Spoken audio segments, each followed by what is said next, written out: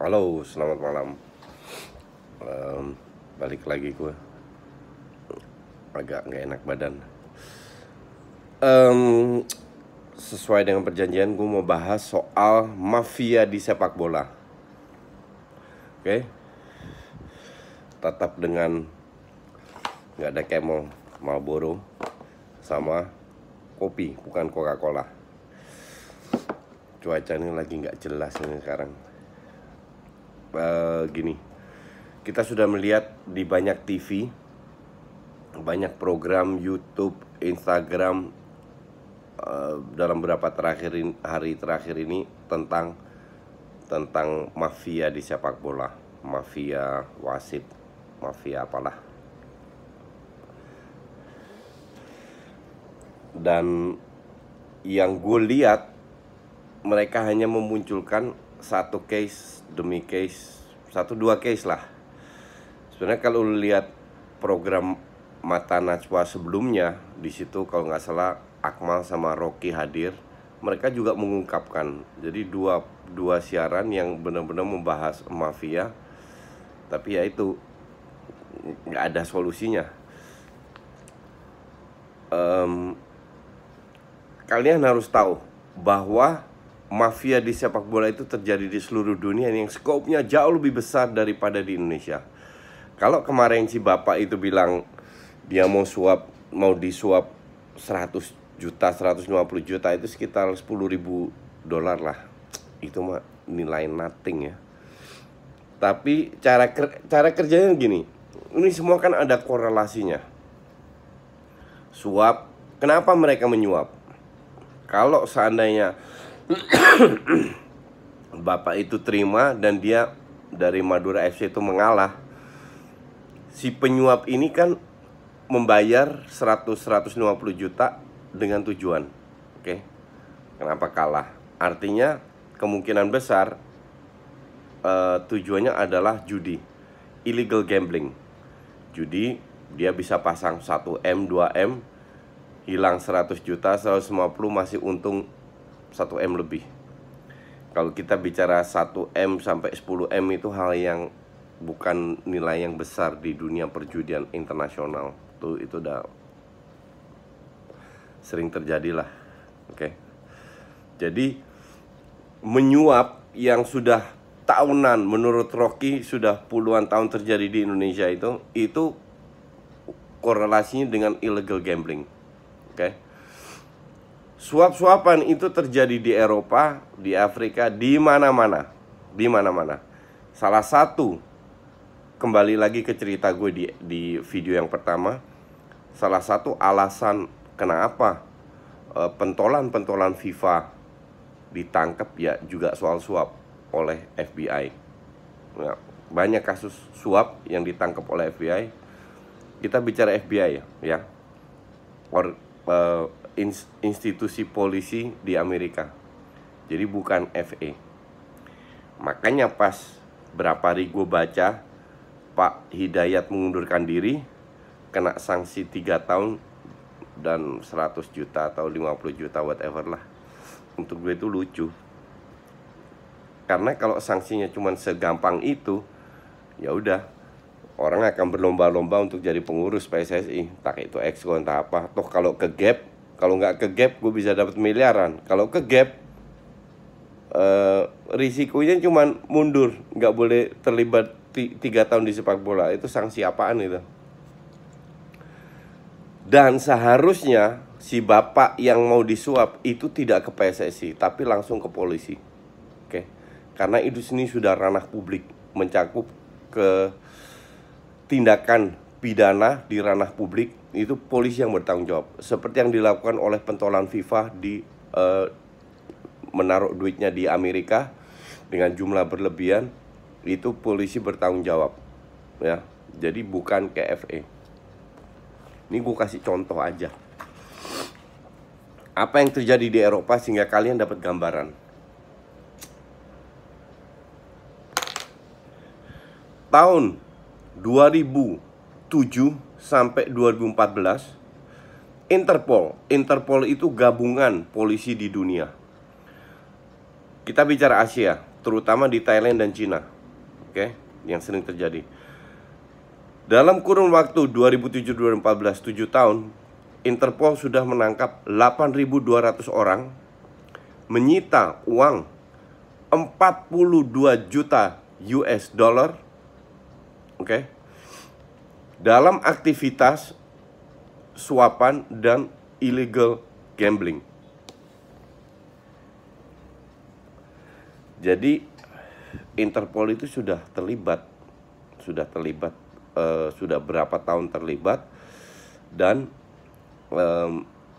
mereka aktif terlibat. Yang jelas akan memudahkan kerjasama mereka jika diminta oleh FA negara masing-masing. Bulan September tahun ini, Interpol membuat sebuah seminar, gue lupa di Dubai kalau nggak salah. Seminar yang didatangin oleh 24 negara. Seminar itu tentang match fixing, didatangin oleh 24 FA di tiap negara. Di Asia hanya 2 yang hadir, Thailand dan China, yang lain tidak. Dan nampaknya banyak negara pun tidak terlalu peduli atau melihat sebelah mata tentang fenomena ini. Dan gue yakin match fixing ini terjadi di seluruh dunia dalam skop yang jauh lebih besar daripada di Indonesia. Gue masih inget 6-7 tahun yang lalu gue pernah baca report dari Interpol kerjasama dengan UEFA. Dalam setahun average itu ada rata-rata sekitar 400 match di Eropa ya, yang berbau match fixing. Hanya berbau, mereka tidak ada bukti. Oke. 400-an itu termasuk kualifikasi Champions League, ada berapa match di situ. Ya. Dan liga-liga kecil, Divisi 2 Skandinavia, Divisi 2 Liga Bulgaria, kalau nggak salah yang disebut situ Siprus, sering kali terjadi. Siprus atau Malta, salah satu negara kecil itulah. Jadi hal ini tidak segampang itu, oke? Tidak segampang untuk dibasmi. Dan di Indonesia pun gitu. Cuman akan membuat lebih gampang kalau seandainya PSSI benar-benar bekerja sama dengan pihak polisi, pihak Polri, untuk membuat satu tim, atau entah caranya gimana, teknisnya Polri pasti lebih paham, tapi itu bisa dikurangin, tidak dibasmi tapi dikurangin. Oke.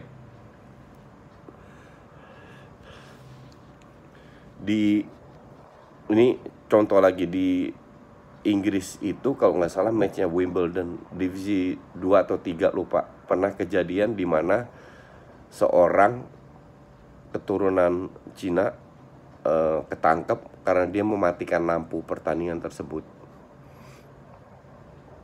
Dan ternyata dia itu salah satu tangan kanannya orang-orang itulah, gambler lah. Dia mengungkapkan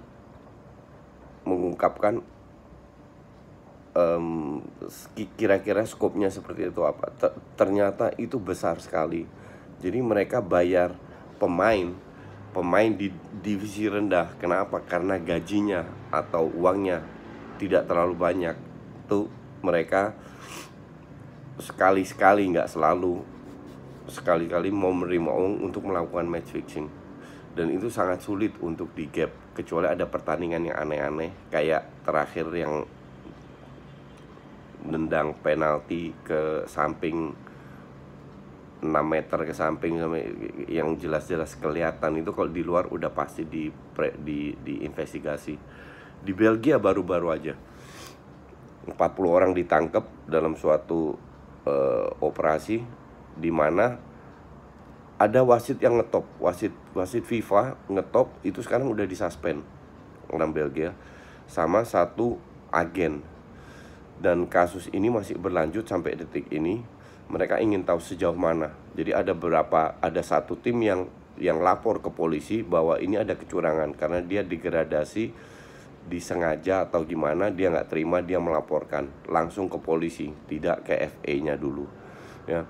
Jadi kalau salah satu kasus untuk bisa dihindari, kita lapor langsung ke polisi, tidak harus lapor ke PSSI.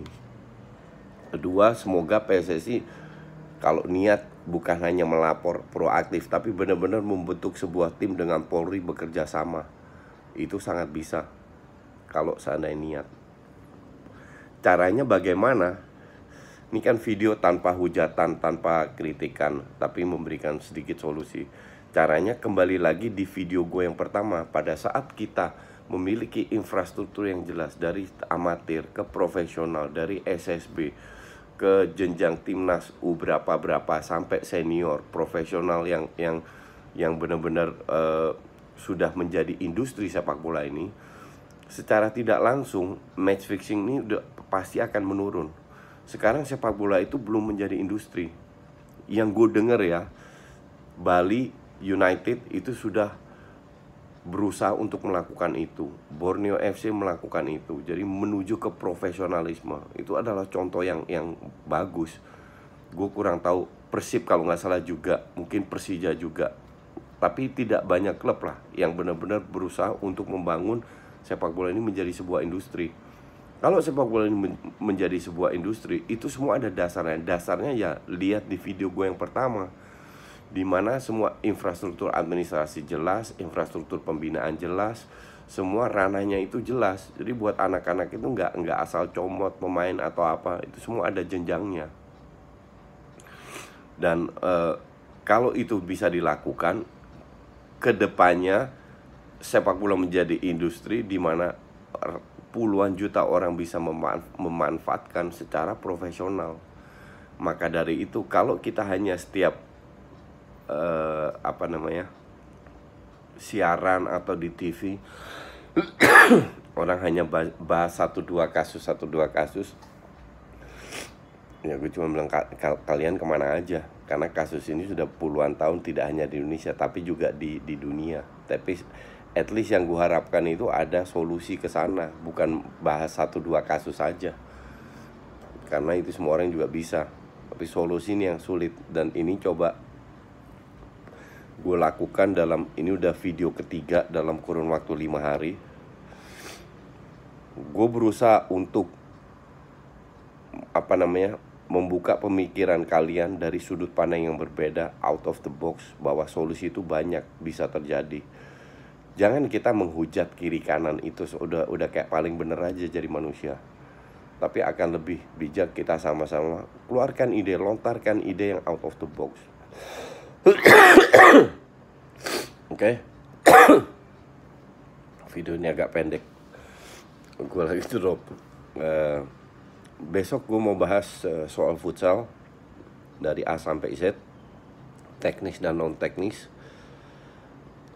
sebelum ya kira-kira bersamaan dengan AFC U20 kualifikasi. Oke. Sorry kali ini pendek karena udah trailer. Thank you.